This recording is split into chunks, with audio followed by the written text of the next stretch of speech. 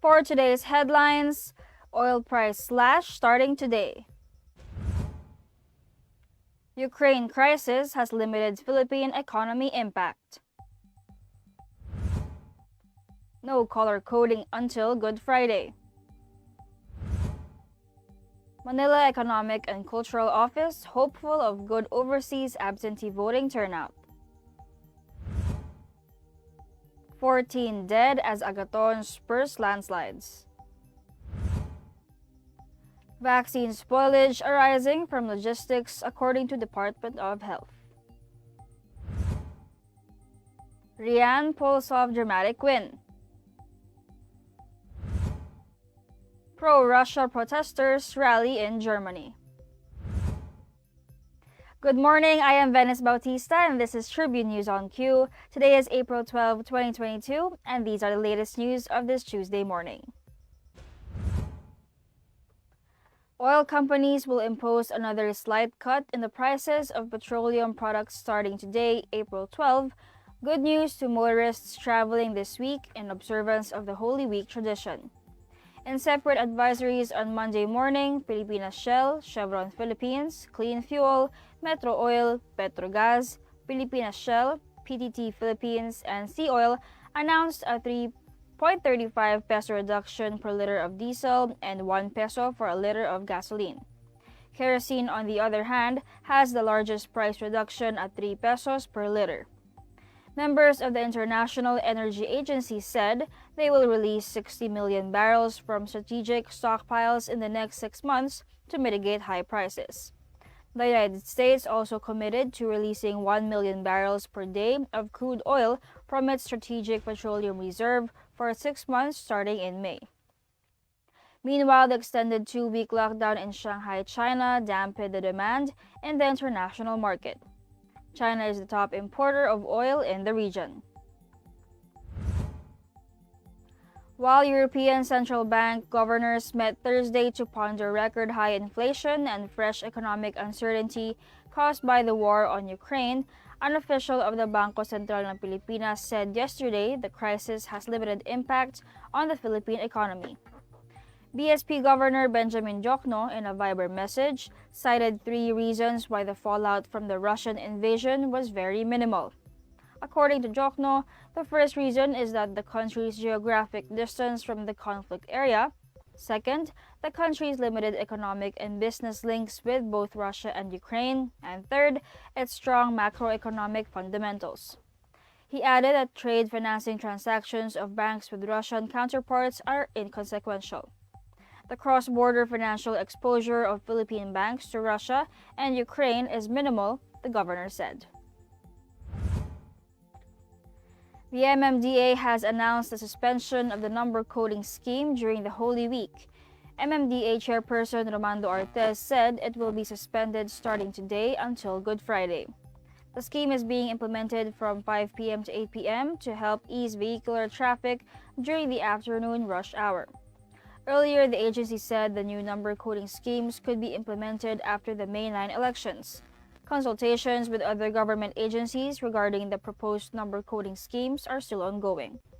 The MMDA said that they are coordinating with other government agencies for their suggestions on which of the 2 proposed number coding schemes should be implemented. 2 options have been proposed for the implementation of an expanded number coding scheme in the National Capital Region in light of the increasing volume of vehicles in areas under Alert Level 1. Tribune News on Q will be back after these reminders.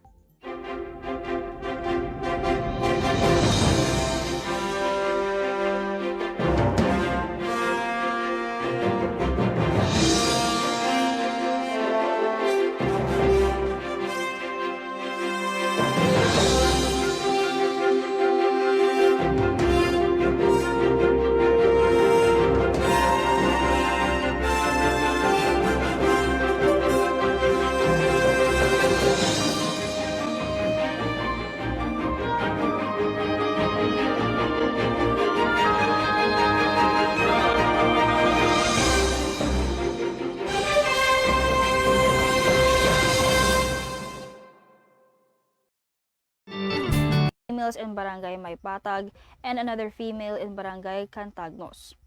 Massive landslides were reported in the 3 barangays and the villages of Bunga, Gagat, Canipa, Bobun, Villasol, Imelda, and Maquinhas.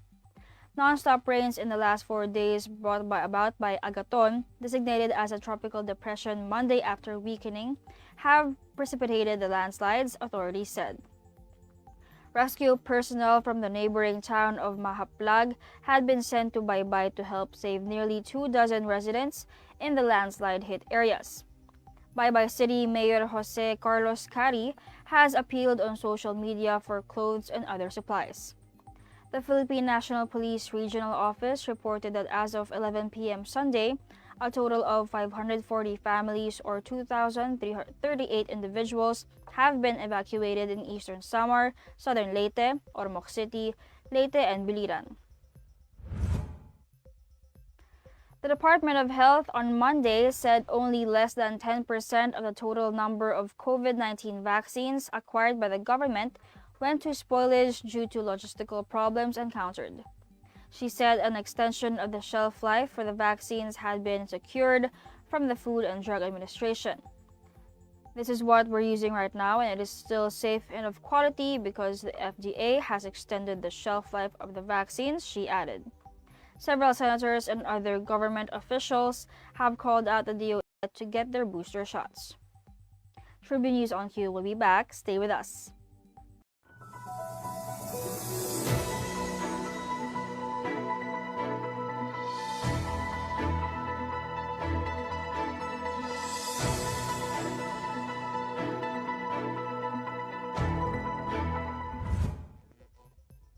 You are still watching Tribune News on Q. Rianne Michaela Maliski won a 3-way playoff to capture the American Junior Golf Association Thunderbird All-Star at the Papago Golf Course in Phoenix, Arizona, Sunday. The 15-year-old prodigy picked up the victory on the third extra hole with par after Scarlett Schrimmer made bogey. Both earlier parred the second hole.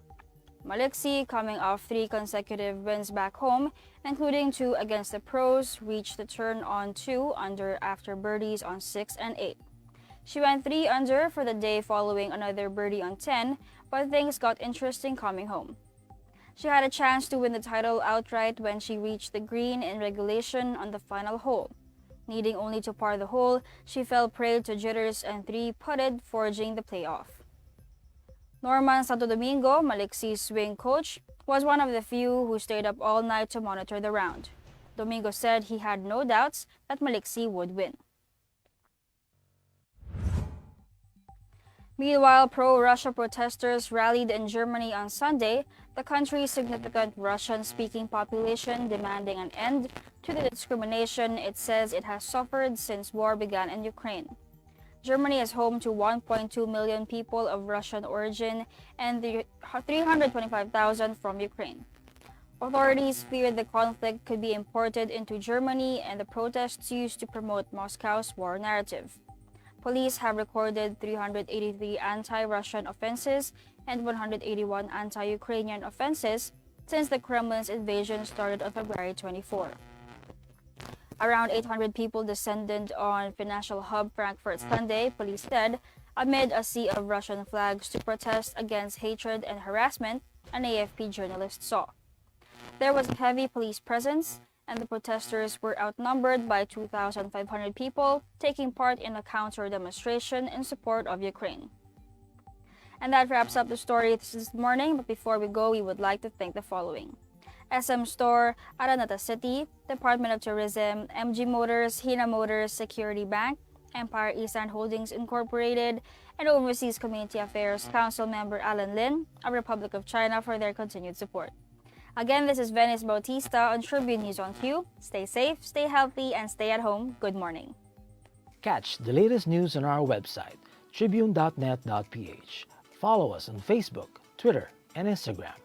Subscribe to our YouTube channel, Tribune Now. Download the Daily Tribune app on Apple Store for iOS and Google Play for Android to get the latest and most comprehensive news online. Daily Tribune invites you to join its vibrant community, Katribu, to get updates on the hottest news on politics, business, sports, lifestyle, and entertainment. Emoticons of the Tribune mascot Tercito are available on our community Viber.